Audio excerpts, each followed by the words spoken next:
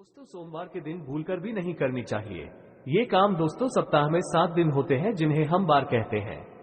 रविवार, सोमवार, मंगलवार, बुधवार, गुरुवार, शुक्रवार और शनिवार इन 7 दिनों के विशेष नाम हैं, जो कि उन गिराओं के नाम पर रखे गए हैं जिन्हें अपनी आंखों से देख सकते हैं। हर बार का संबंध किसी न किसी देवता की उपासना से जुड़ा हुआ है। जिस देवता का बार होता है उस दिन उस देवता की शक्ति अधिक सक्रिय होती है, और यदि हम उस देवता से संबंधित नियमों का पालन करते हैं तो हमारे जीवन पर इसका गहरा प्रभाव पड़ता है। इसीलिए हमें यह जानना जरूरी है कि किस दिन किस देवता की उपासना की जानी चाहिए, कौन से काम करने चाहिए और कौन नहीं। लेकिन आज हम सप्ताह के पहले दिन यानी सोमवार की बात करेंगे कि व्रत आदि में क्या करना चाहिए और कौन से भगवान का व्रत रखना चाहिए, क्या खाना चाहिए, किस रंग के कपड़े पहनना चाहिए, शोभा कितने बजे उठना चाहिए इत्यादि आदि के बारे में बात करेंगे, जिससे कि हम सभी नियमों का पालन करते हुए अपने दिन की शुरुआत से लेकर रात तक अपने इस दिन को शुभ बना सकते हैं। तो चलिए जान लेते हैं सोमवार के दिन क्या करना चाहिए। दोस्तों, अगर आप अपने जीवन में कुछ सीखना चाहते हैं तो हमारे चैनल को सब्सक्राइब कर लीजिए और इस बेल आइकन को जरूर प्रेस करें। कमेंट बॉक्स में लिखे ओम नमः शिवाय। दोस्तों, सबसे पहले बात, सप्ताह का पहला दिन यानी कि सोमवार भगवान शिव की आराधना का दिन माना जाता है। वैसे इस दिन का अधिपति सोम यानी कि चंद्र भी है, इसीलिए इसका नाम सोमवार रखा गया है। इसीलिए सोमवार के दिन भगवान शिव और चंद्रमा दोनों की ही आराधना की जाती है और व्रत रखा जाता है। सोमवार को शिव जी के लिए रखे जाने वाले व्रत शीघ्र ही फलदायी होते हैं।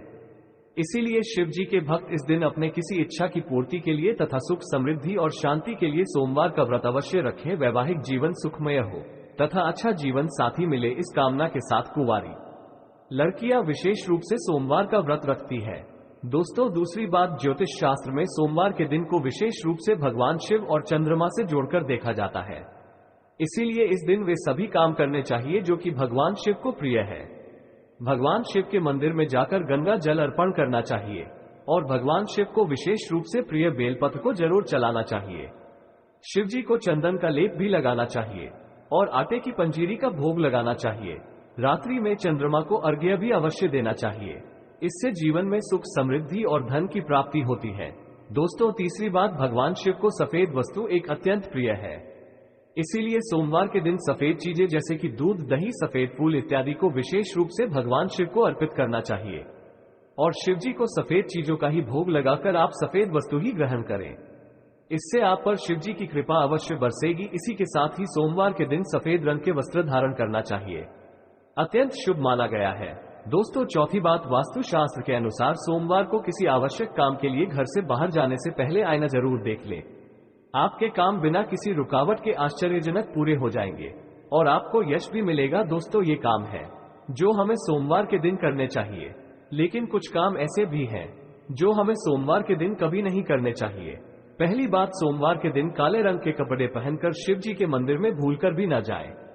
व्रत आदि में भी काले रंग के कपड़े कभी न पहने। महिलाओं को सोमवार के दिन बाल नहीं धोने चाहिए, इससे परिवार पर गहरा असर पड़ता है।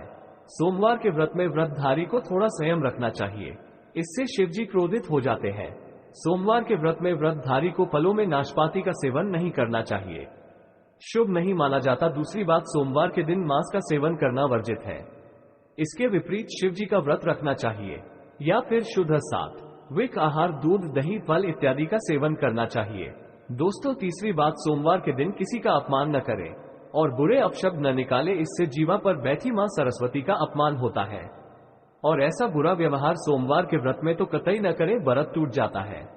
दोस्तों, चौथी बात, शिव जी की पूजा के साथ ही नंदी महाराज की पूजा भी जरूरी है। शिव पशु प्रेमी है, इसीलिए सोमवार को 4 पैर वाले पशु का अर्थात गाय माता की विशेष रूप से पूजा करनी चाहिए। सोमवार के दिन गाय माता को कुछ न कुछ जरूर खिलाना चाहिए, इससे व्रत पूरा माना जाता है।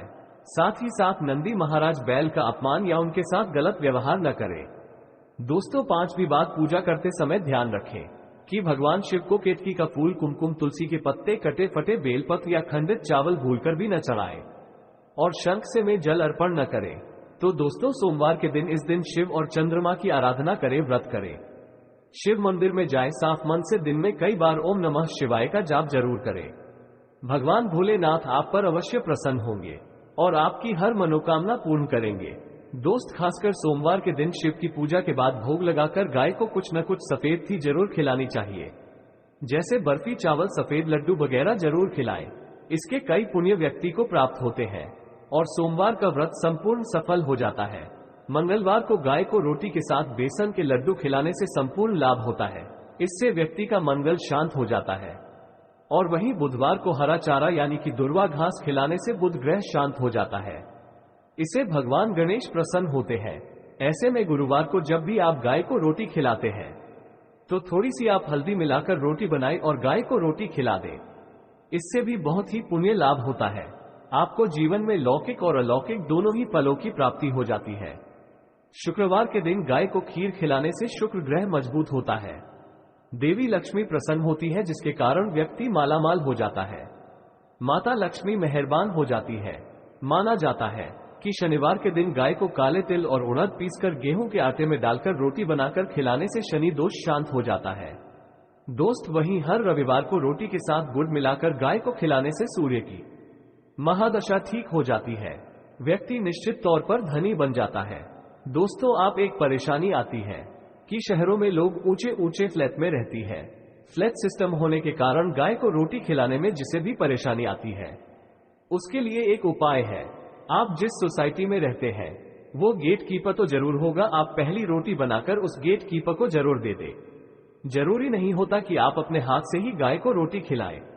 आपके घर से तो रोटी का भाग निकल ही गया ना, इसीलिए आप गाय को रोटी गेट कीपर को दे दें। जब गेट कीपर गाय को रोटी दिया तो गाय आना अपने आप शुरू कर देगी, क्योंकि नियमित रूप से जिस घर से गाय को रोटी खिलाई जाती है गाय अपने आप ही उस घर के दरवाजे पर आना शुरू कर देती है।